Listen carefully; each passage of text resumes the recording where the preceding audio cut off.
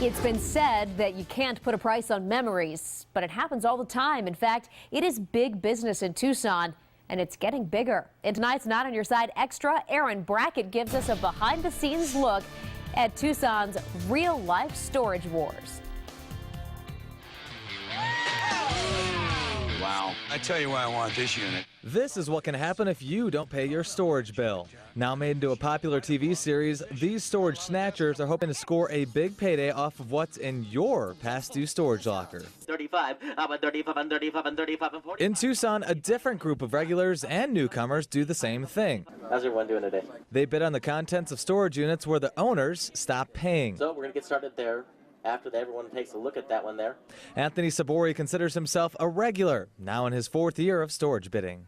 Explain to me what the culture is like here at these storage auctions. Basically, you got a lot of people coming out here trying to rip each other's heads off.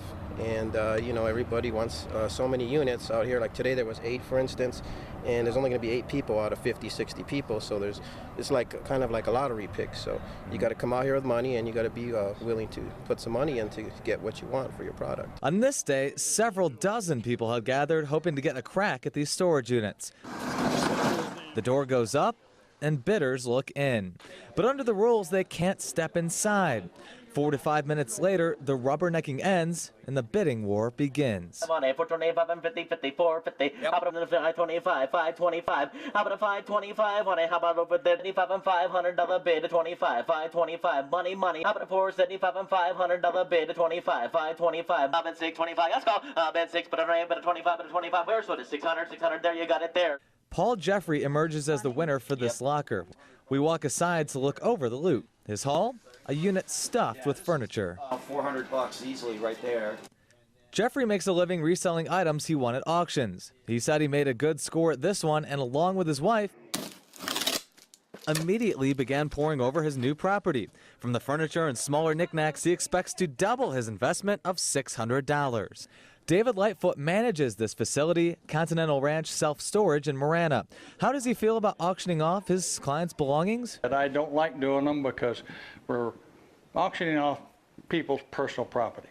We don't have them very often. We work with people, and even if, you know, if they can't pay the whole amount, they pay 50% or so of it. Do you ever find any, personal things in the lockers? All the time. You find paperwork.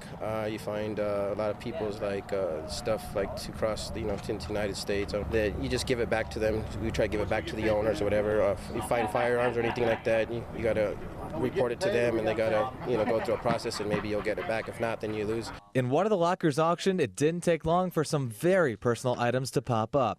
These photographs are worthless to the new owner, Bonnie Jeffrey, but she is very aware what's trash to her may be treasure to the past owner.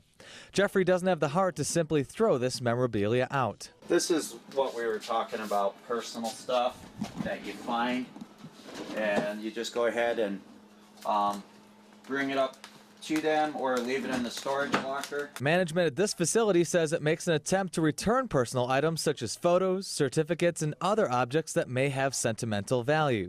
But it's not the trash that keeps these bidders coming back, it's the treasure, or more precisely, the hope for it. I got some scuba gear. I got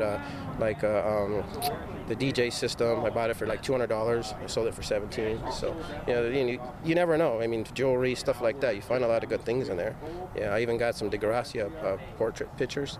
Yeah, and I throw them at his estate auctions and sold them for like $500 a piece. So little money here and there. Haven't hit nothing big yet, but yeah, will eventually.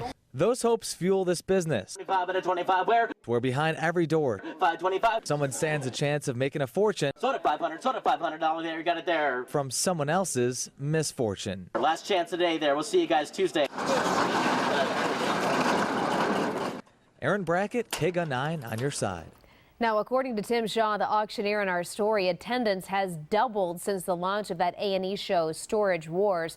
The bidders not on your side talked with say this has driven up the prices substantially. And while owners of the past due storage units have until the auction to pay their past due rent, no one showed up at the auction we attended. We'll be right back with the weather.